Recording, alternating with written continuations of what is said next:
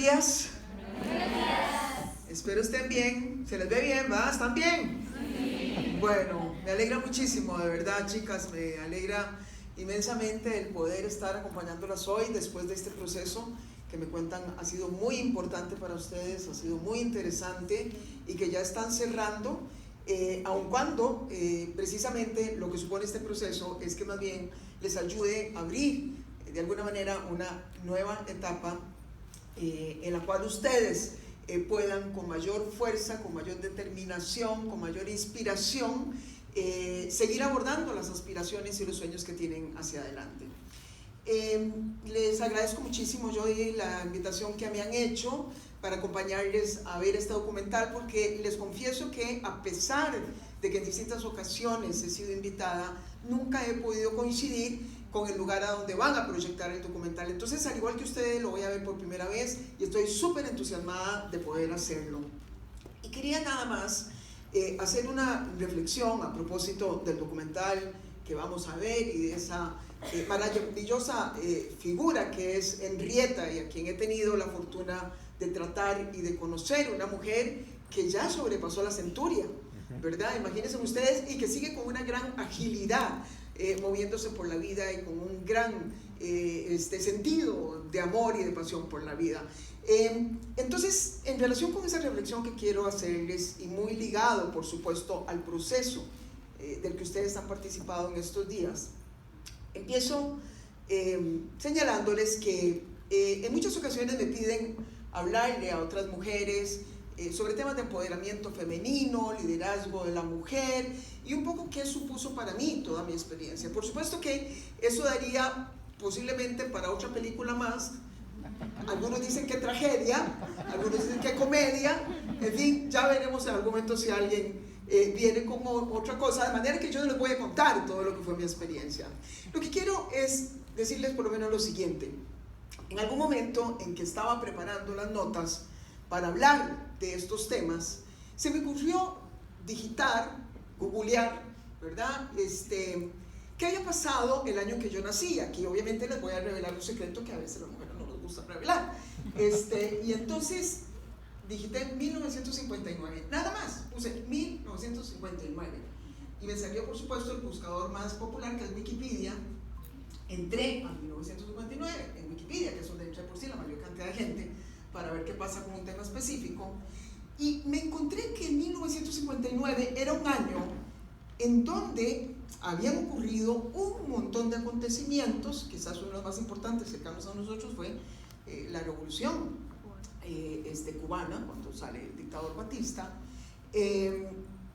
pero lo que me llamó la atención, que era detrás de lo que andaba y quería confirmar, es que de todos esos hechos relevantes que tenía citada Wikipedia, que habían ocurrido en el 59, solamente dos llevaban nombre de mujer.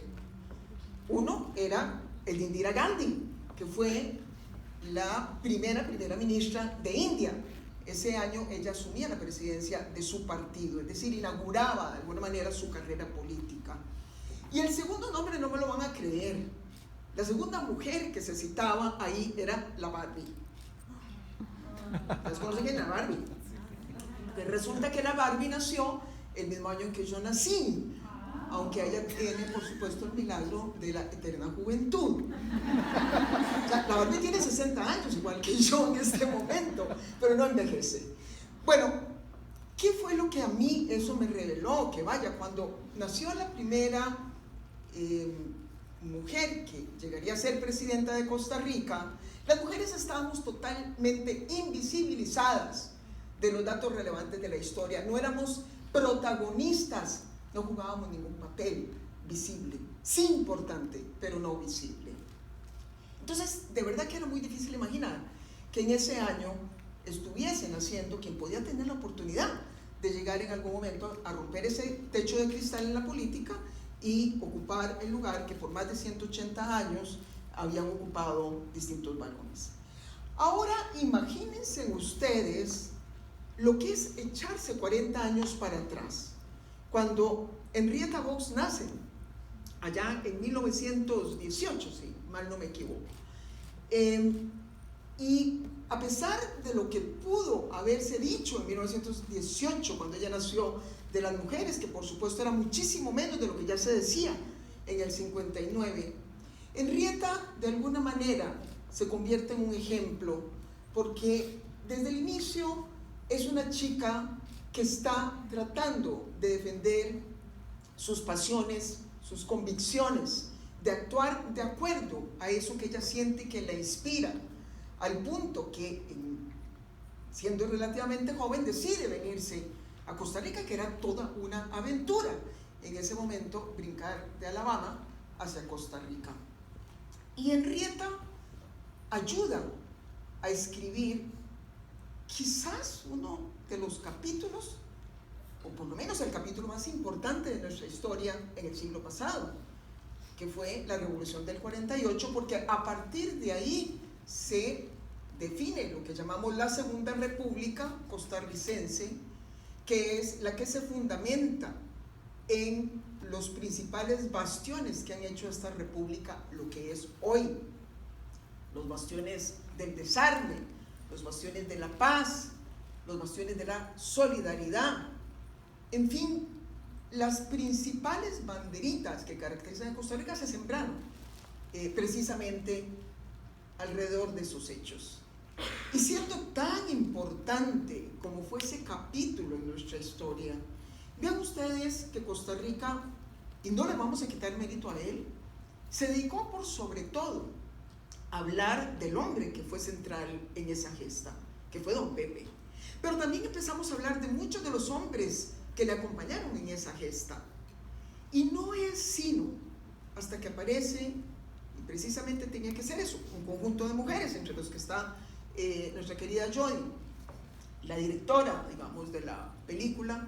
Aparece un conjunto de mujeres que ven el valor de Henrietta en ese hecho histórico y la recuperan y le dan todo un sentido de lo femenino también a esos hechos históricos. Lo femenino siempre ha estado ahí.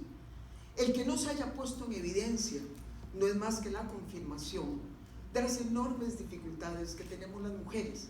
Y aun cuando ha avanzado mucho en muchas cosas positivas en favor de la mujer que han pasado a lo largo de la historia, y muy particularmente en los últimos años, todavía esos desafíos por salir del anonimato, por procurar que nos validen, que nos den nuestro lugar, que nos reconozcan en nuestro valor y no por el estereotipo, todavía siguen siendo obstáculos importantes en nuestro camino que tenemos que enfrentar.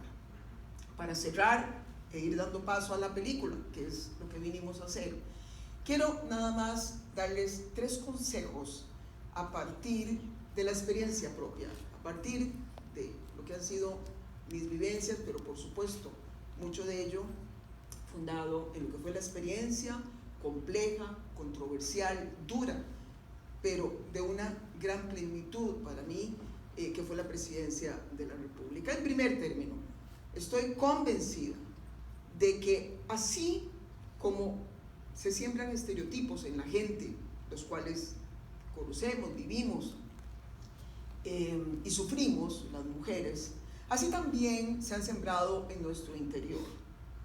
Porque muchas veces desde que somos niñas se nos está repitiendo, y a veces no es una cosa malintencionada, está ahí, en la forma en que los padres nos miran, el padre o la madre, a veces los dos, o la maestra o el profesor, o algunos de nuestros amigos. Se nos ha sembrado que las mujeres somos más débiles, somos menos, tenemos menos condiciones, somos más emotividad, menos racionalidad, somos más pasión y menos contención, somos más volátiles y menos concentradas, en fin, podemos agregar muchas cosas. Somos el sexo débil, así nos lo han dicho. Y entonces siempre recomiendo que el primer paso que tenemos que ser capaces de dar es de despojarnos nosotros mismas de esos estigmas que han sembrado en nuestro interior. He encontrado muchas mujeres con enormes capacidades para emprender muchos de sus sueños y de sus aspiraciones, pero que no logran tan solo salir de esa misma línea de contención que ellas se han impuesto a sí mismas. El despojarnos de esos prejuicios internos es la tarea más importante que todas las mujeres tenemos. Convencernos a nosotros mismos de nuestro potencial, de nuestra fuerza y de nuestra capacidad de liderar. Porque si hay algo importante en la vida en materia de liderazgo es que si no nos creemos nuestra propia historia, si no nos creemos el valor de nosotras mismas, nadie va a creer en nosotros. Porque el liderazgo es eso, buscar inspirar. Y tenemos que creer en ese potencial que nosotros mismos tenemos. En segundo término, por más que hagamos ese esfuerzo y estemos convencidas y vayamos para adelante porque estamos bien empoderadas, todos los días va a haber algo que nos dice que hay que echar para atrás. Mal hacemos cuando muchas veces nos distraemos y creemos que es algo personal. Y nos lo tomamos como algo personal y nos enojamos con la persona y hacemos pataletas y nos empezamos a pensar cómo es quitarnos con esa persona. No, eso solamente nos resta fuerza, nos distrae. Tenemos que entender que muchas veces eso no es algo personal, es algo estructural, está ahí, es parte de la cultura que tenemos que ir transformando. No dejemos que nos distraigan de nuestras metas, de esa ruta, que nos saquen de esa ruta que hemos trazado, porque muchas veces eso es lo que quieren. Entender que tenemos que seguir y que en el fondo es más que un tema personal, es un tema social, es una lucha colectiva, que hay que formular estrategias, actuar de manera conjunta para poder seguir avanzando. Y el último consejo es lo que estoy convencida, porque he visto mucho, y aquí cierro con una anécdota. Nos trajimos a Costa Rica, trabajé mucho con las mujeres deportistas del país. Les cuesta muchísimo, ustedes no tienen la menor idea. No hay patrocinios, en fin, una serie de cosas, no les pagan. Existe el campeonato que siempre es el masculino y luego una cosita pequeña que es el femenino. La Vuelta Ciclística a Costa Rica y de pronto hay una Vuelta Ciclística Femenina que nadie la conoce. Nos trajimos el campeonato femenino de la FIFA Mundial Sub-17. Trabajamos muchísimo para salvarlo, casi lo perdemos. Nadie quería financiarme eso. Las televisoras me habían regañado que me había traído el patito feo del fútbol. ¿Y qué son los costos? Tuvimos que empezar a recaudar algunos fondos públicos para poder sacar adelante el proceso. Las chicas me impresionaron y me inspiraron porque muchas de ellas tenían que trabajar y venir a entrenar a la vez. Ninguna de ellas casi recibía salario profesional por ser futbolista. De manera que fue de verdad luchar contra viento y marea. Arrancó el torneo y Costa Rica se empezó a enamorar de esas chicas, al punto que al final los patrocinadores aparecían rogándonos meter su marca, ya era tarde, y las pedían para grabar comerciales, etcétera, etcétera. Se ganaron el corazón de Costa Rica, aun cuando no pudieron avanzar mucho en el torneo. Le pregunto al quien era en ese momento presidente de la FIFA, que por qué yo sentía que había algo en el fútbol femenino que había hecho que la gente cambiara su visión cuando había llegado al estadio a verlas. Y me dice, mire presidenta, preste la atención a la forma en que juegan las mujeres en el fútbol. La mujer va corriendo detrás del balón, están concentradas en eso. Al igual que los hombres, se caen, se tropiezan, pegan unas con otras. Pero usted no verá nunca a una mujer que se quede en la grama lloriqueando como lo hacen los hombres. En dos platos, en el fútbol femenino, no hay espacios para los Ronaldinhos, ¿verdad? Eso, muchachas, fue una de mis más grandes lecciones.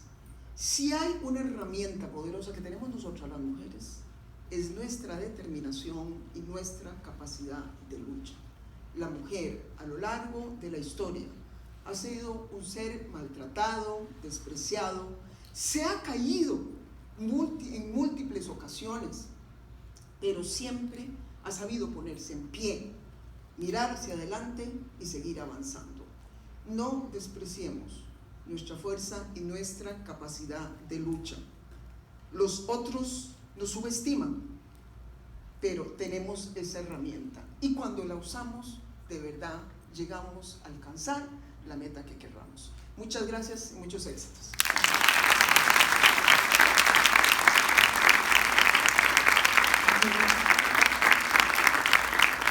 Gracias, doña Laura, por esas inspiradoras